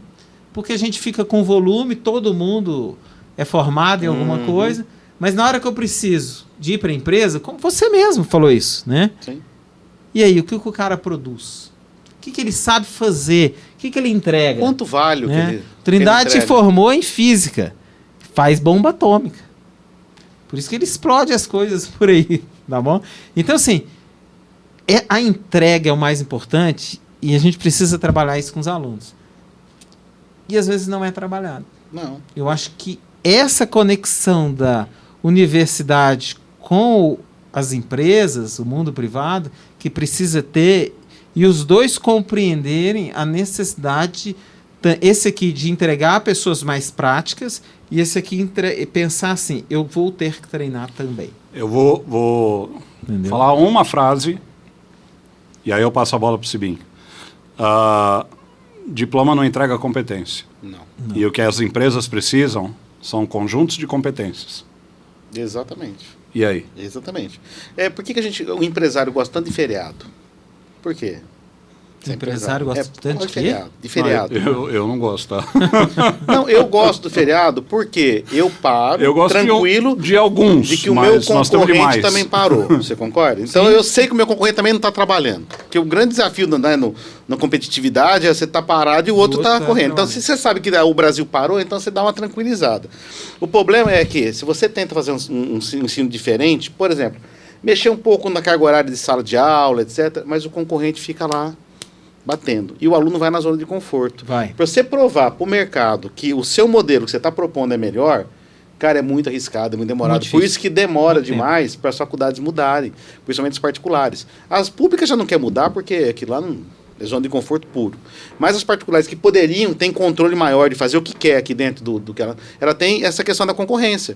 Pô, eu faço, será que eu vou ter aluno com isso? Então se pensa também na atração do aluno, na retenção do aluno. E o aluno, como eu te falei, ele acha que sala de aula é um teatro, cara. Que ele vai sentar e vai vir uma forma mágica e vai fazer ele aprender. Mas você sabe Não aprende. que a gente discute um pouco isso, falando das privadas, né? As públicas é outro métier e outro problema. É outra estrutura de fluxo de dinheiro e como o dinheiro flui na instituição federal e estadual. A privada, se ela não tiver o ticket de mensalidade gerando receita, ela não tem de onde tirar dinheiro. Exatamente. Então, e as grandes, aí a gente entra num modelo de discussão que é muito válido para EAD. Hoje em dia a gente vê as grandes derrubando o preço de EAD ou fazendo campanha a 0,99, né? Quer pagar quanto e pode levar. E isso funciona um semestre, porque depois de um semestre volta com reajuste de preço, joga lá para cima e o aluno que continuar na instituição vai pagar por aqueles que saíram. A conta tem que fechar. Porém, a gente viu e está vendo 6, 8 grupos grandes com bastante bala na agulha, grana, e esses caras entraram em guerra de preço, estão se perdendo. Quem está de fora olhando o ensino está vendo que o modelo das grandes é um modelo questionável, pelo menos falando de Brasil. Comoditou. E o commodity? Virou commodity. E quando vira commodity, você não tem muito para onde correr. E o cara que é um investidor que está em cima da gestão, ele quer o retorno dele. Claro. Normalmente 5-1. A cada banco, real que eu coloco, eu quero 5 de volta. Eles querem o cara devendo. A gente vê no mercado, pelo menos escuta, algumas instituições com muita grana e não sabe o que fazer com esse dinheiro. E torra mal.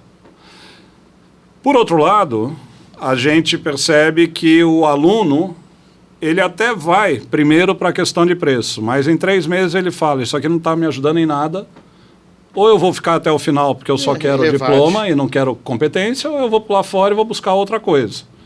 Aí ele vai para 2 modelos. Ou ele vai para o que eu chamo de gigante local, que são faculdades locais de qualidade, nas quais, moçada, a Unialfa é uma dessas, podem vir para cá que vale a pena. Ou ele simplesmente vai buscar cursos de curta duração que vão dar um conjunto de competências que vai garantir a carreira dele. Esses dias, apesar de ser um cara que eu não gosto muito, eu vi um post do Cortella no Instagram, e o Gustavo vai rir porque ele sabe que eu tenho sérias encrencas com o Cortella. Ele nem sabe que eu tenho essas encrencas com ele, porque quem é Trindade perto de Cortella. Mas tudo bem, eu continuo sendo Trindade, tendo minha opinião.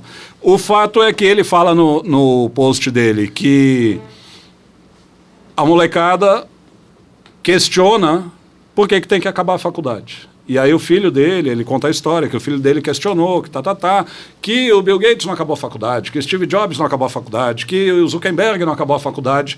Ele falou, tudo bem. Agora, qual faculdade que esses caras não acabaram? Esses caras não acabaram Harvard. Então vamos fazer uma coisa? Estuda, entra em Harvard, faz um semestre e depois você desiste. Tá excelente.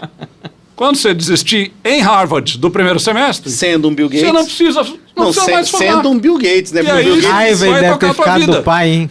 Eu achei a melhor definição de ensino, porque é o cara falando, é o cara do mimimi que está reclamando que nem, não quero estudar, não quero aprender, não quero não sei o quê, não precisa da faculdade, acha que ensino vai cair do travesseiro na cabeça, não vai. E aquela desculpa, por que eu vou estudar, não sei nem se eu vou estar vivo amanhã. Pois é.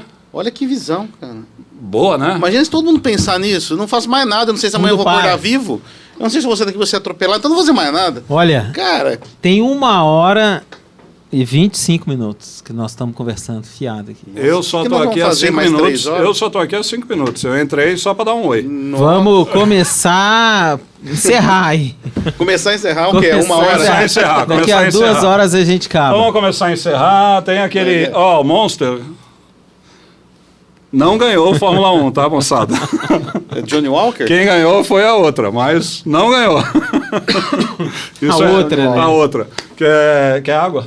Quer Obrigado, cerveja? eu tô Quer uma tomando. Coca Zero? Sibim, Toma uma Coca Zero, que coquinha era aqui. outra que tá aqui, ó. Tem uma aqui. Peraí, essa é café, essa é Fanta. me dá Fanta aí. Eu quero a vou Fanta. experimentar a Coca. Cadê a café? Tem Estrela Galícia café aí, aqui, ó. ó. Você Tem uma queria? estrela. Eu vou experimentar café porque Dá uma Coca eu Zero não aqui. compraria uma café.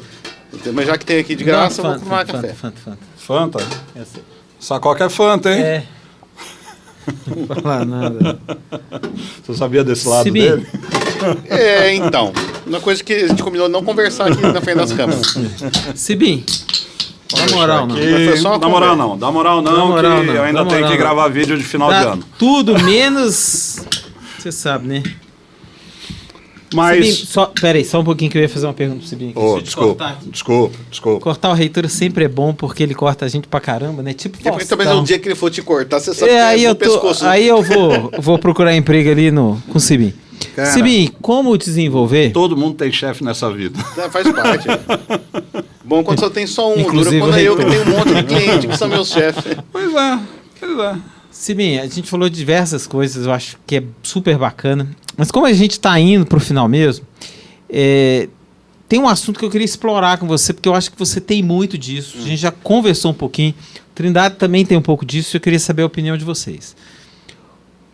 E o nosso aluno também tem. Como realmente desenvolver o empreendedorismo nos nossos alunos? 80% dos alunos, numa pesquisa bem caseira que nós fizemos, mas bem feita e científica, mas caseira também, né? Pense em empreender. Mas de pensar em empreender, nem todo mundo teve a sorte e a competência que você teve de começar cedo a empreender, dar certo, deu algumas coisas erradas, você levantou, sacudiu a poeira e fez de novo. Eu acompanhei, te conheço, sei lá, há 20 anos, mais ou menos. Então, assim, acompanhei e vejo que a sua dedicação. Mas como fazer o nosso aluno, o aluno em geral, empreender, acreditar que é possível? Porque a gente falou do olhar, do jeito, do estilo, né? Mas como ele acreditar realmente é possível? Porque tem muita gente que quer, né? Mas não consegue. Nem todo mundo é feito para ser empreendedor. Isso aí é... Mas do que são feitos, né? Quem é o cara? Aí Como eu acho que são incentivar? exercícios. Eu acho que você tinha um programa do Sebrae em Minas, maravilhoso. Você lembra que eles tinham um curso? Amo o Sebrae. Eles faziam um exercício bom, as pessoas tinham que montar uma empresa. E eu acho que o mais Empretec, complicado... o curso do Empretec é muito bom. Monte um produto, crie um produto e descubra a viabilidade dele. Por quanto você pode vender, para quem. Se você ficar pobre, não tiver nada, você vai vender, você precisa vender. Tudo vem da venda, cara. O que é vendável? O que o mercado consumiria? Quem consumiria? Como você pode conseguir esse produto? Por que custo? Começar por aí, porque quando no fritar dos ovos eu preciso ter alguma coisa para vender. Que eu consiga produzir, que eu tenha controle daquilo e que eu tenha cliente. Então, esse exercício acho que tinha que ter em toda a disciplina, cara. Em cada uma delas ali, você tem que ter um mini exercício de empreendedorismo. Aqui nós temos. Mudamos todas as grades e todas as matrizes, Fantástico isso aí. irão ter, a partir do semestre que vem, já tinha a maioria, mas agora 100% vai ter tanto gestão empresarial quanto empreendedorismo. Eu vejo como um super diferencial aí da Unialfa. Muito. Pensando justamente nisso, no desenvolvimento, né, Eu acho do que lado exercícios empreendedor. práticos mesmo, o que nós vamos apresentar no final desse semestre de produto para o mercado. Ter uma produção de produto mesmo, onde se pensa em custo, se pensa em mercado, em marketing. Já vou te fazer um convite, então. Teremos um hackathon aí no primeiro semestre, em que a gente precisa de empresários para avaliar os trabalhos. E são trabalhos que entregam um produto, né? Esse produto vai ser comercializado. Então você já está convidado Oh, aí que- será para um estar com a prazer. gente. Será um prazer mesmo. Eu acho que essa iniciativa é o que está faltando. Eu não sei o que vai ser agora do nosso país, porque a visão empreendedora vai ser bem entampada, né? A gente estava num movimento de empreendedorismo, de meritocracia, meritocrático, sem mimimi, e vai reverter um processo todo que a gente demorou aí para construir, né? Mas eu acho que os corajosos que gostariam de empreender precisam ter o apoio da universidade, sim. Porque Mas independentemente do que aconteça com o país, o empreendedor, e aí eu vou ampliar um pouco o conceito, mas esse empreendedor, esse cara, ele vai continuar pensando em empreender, se não for aqui, em outro lugar. sim. Ele tem o mundo inteiro para explorar. Eu posso ser um empresário baseado aqui no Brasil, mas eu produzo só para exportar. E talvez até pense levar a minha produção para fora, ou vou mudar de país, ou sei lá o quê. Mas isso é um detalhe. O que eu queria trazer como gancho à discussão do empreendedorismo, que eu acho que tem tudo a ver, na verdade, os cursos, todos eles, seja exatas, humanas, área de saúde, biomédicas, o que a gente precisa trazer para dentro das matrizes curriculares, sim, é o conceito de empreendedorismo, mas mais do que isso, é o conceito de geração de valor. Como é que a gente gera valor? Porque eu posso gerar valor sendo intraempreendedor. Isso. Sim. Eu posso gerar valor... E o mercado quer. O mercado mercado precisa. quer cada ele vez mais. precisa disso. As empresas precisam de intraempreendedores. Óbvio. Então, a gente fala muito de empreendedorismo, inovação, mas eu acho que tudo isso é sustentado por um conceito mais amplo, que é geração de valor e administração de riqueza. E riqueza pode ser conhecimento, Sem pode dúvida. ser grana, pode ser processo, Bem-estar, tudo pode isso aí. ser qualidade de vida, pode ser muita coisa. Claro. Então, esses pilares é onde a gente tem que começar, que aí vem todo o pessoal falando, mas isso aí é soft skill. Não é soft skill. Não é. Isso aí não é. Isso aí é simplesmente a base de pensamento científico para você perpetuar geração de riqueza e manter uma sociedade dinâmica e ativa. Então, empreendedorismo, para mim, está atrelado à geração de valor. E é o conceito de geração de valor. Mais do que dizer, abra uma empresa, por que você tem que abrir uma empresa, criatura? Bom, então, quanto e para vale? onde vai essa empresa? Quanto vale o seu trabalho? O que Pois você é. entrega? Se enxergue como uma empresa. Você compraria o serviço de você? O que você compraria de você? Foi a pergunta que eu fiz para ele. Qual é o valuation? Né? Sibim, você conviveu com muitos professores que eu convivi. Uhum. E desde aquela época, idos ali de 2004 para frente ali, antes já me perguntavam, mas em outra universidade. Sempre me perguntaram isso, Gustavo, vou dar uma consultoria. Quanto que eu cobro? Professor, às vezes, de custo. Professor de finanças. Professor de tudo. Falou assim, Professor de marketing que não Tá. sabe fazer pricing. sim. Não, ele não Tá, sabe nem quanto que custa a minha hora? Quanto você acha que eu devo cobrar? Cara, isso foi uma pergunta Mas que já o me cara que fizeram não sabe o 1000 que ele vezes. Ele não sabe o que ele agrega. Então, nem compre Ele não, essa sabe, hora. ele não sabe nem quanto o mercado está disposto a E pagar. eu te pergunto assim, quanto você então, vale, né? Quanto você vale? O que você vai falar para a empresa que vai... Qual mudança que você vai fazer? Eu acho muito bacana aqueles projetos de consultoria. Por exemplo, em cana-de-açúcar tem, meu irmão é assim. Eles entram na fazenda para administrar e falam, olha, você vai me pagar 10% do crescimento que eu te der.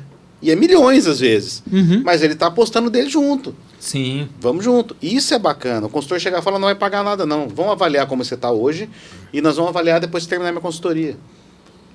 Você tem que saber o que Essa você cultura entrega. precisa ser implantada, né? É a cultura Essa de cultura entregar precisa alguma coisa. A Você cultura percebe que isso é geração de valor? Sim.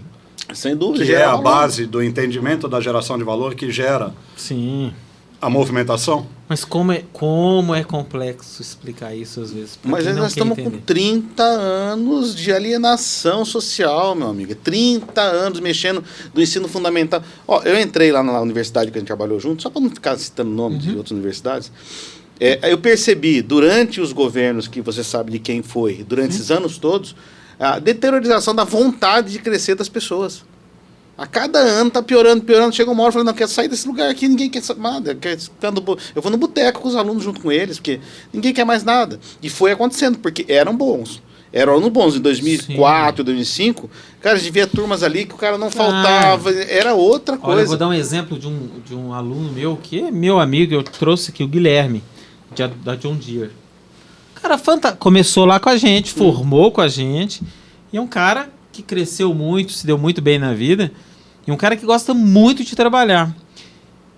Hoje está raro encontrar um aluno como o Guilherme. Tá, hoje está raro. Então, você quer falar que o mundo não mudou? Eu vejo isso na sala de aula. O mundo mudou para tudo. O mundo mudou para o casamento. O mundo mudou para tudo, cara. Porque são conceitos que foram colocados aí de falsa impressão de sossego, de bem-estar social. Acho que falsa impressão do que é sucesso. É, também. Sucesso é realmente você ter um sucesso com base ou você ganhar like no Instagram? E é 880, né? Se você não pensa em bem-estar, é porque você é extremo capitalista. Não, mas tem um negócio... Tem no meio, o caminho do meio, que é você participar da sociedade. Ah, aquela velha história, eu não gosto de trabalhar, mas pode não gostar de trabalhar? Então vai ser monge no Tibete, sobe um morro, planta o seu alface e come o seu alface. Você está vivendo sociedade. Se você não gosta de trabalhar, alguém vai trabalhar por você. Você está inserido num meio produtivo. Eu não gosto de estudar. Só tem um detalhe, cara, tá? Se você for monge, você vai trabalhar pra caramba, porque você vai ter que plantar, comer. Ah, mas eles acham que não, né? Não é chegar lá e vai ter 50 empregados fazendo tudo pra você. Viver dá trabalho, cara. Viver, se você não está fazendo o seu, alguém vai fazer. Se você não arruma a sua cama, alguém vai arrumar. O conceito é aquela questão do conceito de ser feliz ou fazer o que precisa. Eu acho que a gente precisa voltar um pouco a entender que a gente precisa fazer o que precisa. E tentar ser feliz assim. Quanto tempo a gente demora para começar a trabalhar com o que a gente gosta, cara? Será que o primeiro emprego vai ser Isso não significa trabalhar para os outros, né? Quantas coisas você já fez na vida que você não gostou tanto? Mas precisa fazer. E faça bem feito. Faça o necessário e muito bem feito. Aí você cresce. Eu sou o garçom. Seja melhor. Você não é garçom, irmão. Você está garçom. Você é um excelente vendedor. Você não é... Ah, não sou faxineiro. Não, você está faxineiro. Pensa que hoje você precisa, mas o que é que você está fazendo para ir para o próximo degrau? É isso que as pessoas não pensam. Eles estabilizam, né? 1h40, ninguém aguenta escutar mais a gente. Garçom não é garçom. É gestor de experiência. E gestor de experiência do Então, do o cara, ele está lá e ele pode gerir a experiência. Se ele tiver essa ideia... Ele aproveita cada oportunidade de relacionamento que ele tem para crescer. E se ele for inteligente, ele olha as falhas ali, monta outro estabelecimento sem aquelas falhas. Ele fala, nossa, eu estou percebendo. Ele está usando aquilo como laboratório dele. Cara, tudo que eu aprendi, o que eu gastei de equipamento para aprender a mexer com vídeo, eu comprava e jogava fora. Ah, isso não dá certo, comprava outro. Com o meu dinheiro, cara, era um laboratório. Minha vida sempre foi um laboratório. Tentativa e erro. Ou você lê muito, ou você faz tentativa e erro. Não dá para não fazer nada. Como é que nós vamos viver com pessoas que não querem fazer nada? Senhor Trindade do céu, não dá. Não dá. E as empresas estão desesperadas. Eu estou dentro de empresas gigantes. 10, 15 mil pessoas.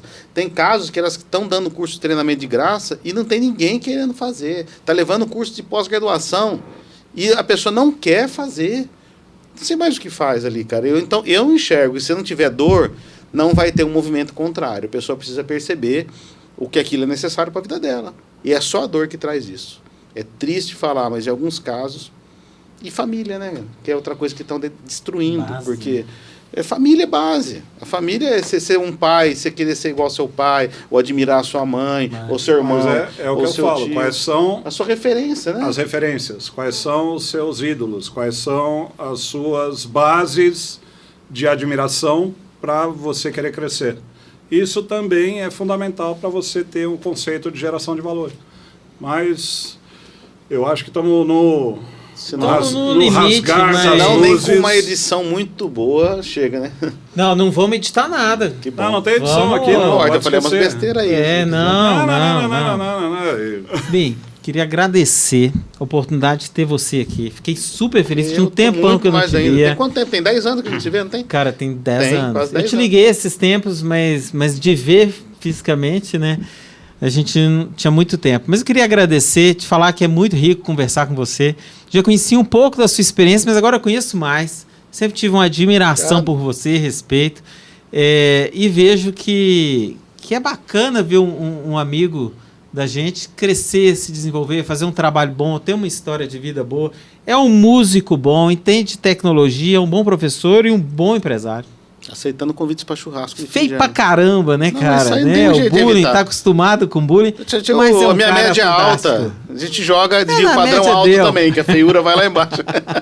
Mas muito obrigado aí de ter vindo. Eu que agradeço demais Fico a super Alfa. feliz. Professor Trindade, eu não estava aqui quando disse que a gente atende 540 mil é a hora dele. Nossa, eu não vou pagar mesmo. Não, eu sei exatamente qual parafuso apertar, meu irmão. Vai sobrar, viu, moçada? Vai sobrar. Eu que agradeço. Muito boa a experiência e estou à disposição para ajudar. Trazer outros convidados para a gente. Né? Eu tenho amigos maravilhosos que a gente poderia convidar também para complementar. E o serviço que vocês estão fazendo aqui está maravilhoso mesmo. O ambiente, Obrigado. né, a recepção, muito obrigado. A Isaura te tratou bem quando Muito, chegou? desde bem? o convite, todas as informações que eu é. precisei. Ela quem manda aqui, tá? Maravilhosa. Na A Isaura bagaça não toda. trata ninguém bem. sabe? Ela Trata que gente manda mal. na bagaça aqui, senão um dia nós vamos entrevistar ela. Ela já me Já falou. tá devendo a entrevista aqui. Nós vamos mesmo, botar Zé? ela na parede aqui. Está a equipe toda do marketing. Toda. Ela falou, eu tô te convidando para vir pro meu podcast, já tá desde o primeiro Não, mensagem. já é assim, nós somos só figurante aqui. O Tá negócio certo. é. Eu mando na bagaça. Sibim, em nome da Unialfa, quero agradecer. Desculpa ter entrado, mas eu Já não tava podia. combinado de você Não invadir. Fique podia. tranquilo. Não podia Eu sei deixar como de é me que você dar um conseguiu alô. esperar tanto tempo na sala de espera para entrar. Na verdade, eu não posso te falar onde eu estava, mas era por uma razão nobre, posso te garantir. Tenho certeza. Era para o crescimento da Unialfa, uma razão nobre, trazendo novas coisas e novos projetos aí para gente. Mas, óbvio que eu não vou perder a trilha. A gente tem que retomar a nossa conversa lá atrás, de botar caderno virtual dentro da nossa Vamos. pós-graduação. Que eu puder ajudar. Eu estou reestruturando o Lato Sense inteiro, estamos com umas ideias doidas aí para o ano que vem. fazer. Acho que a gente tem coisa bacana para fazer. Entrou aqui, não vem só ser entrevistado, não. Tem que dar o corpinho também, então vai ter que ter desconto, vai ter que ter aquelas Claro, coisas, né? claro. Isso aí sempre é assim. Mas quero agradecer teu tempo, quero agradecer a atenção conosco da Unialfa. Te parabenizar pelo sucesso do caderno virtual da tua empresa, obrigado. teu sucesso profissional, que é uma história linda e inspira, espero que tenha inspirado todo mundo que assistiu e está assistindo a gente. E de resto, chega de jogar confete, você está devendo churrasco e vamos pro churrasco, né? Na hora. Então é Ainda isso aí. mais fim de ano, né? Mas obrigado, viu? Eu agradeço todo mundo. O Grupo José Alves mora no meu coração, atendo as empresas do grupo, a Caderno já atende. Então, eu estou muito feliz de estar aqui na casa de vocês. Muito obrigado. Maravilha. E bom ano novo, bom Natal também, que nós estamos quase lá. Já estamos chegando aí. Tá todo mundo de Rudolph já, de nariz vermelho aí já. É isso aí. Valeu. Valeu, moçada. Até a Até a próxima. próxima Facast. See you!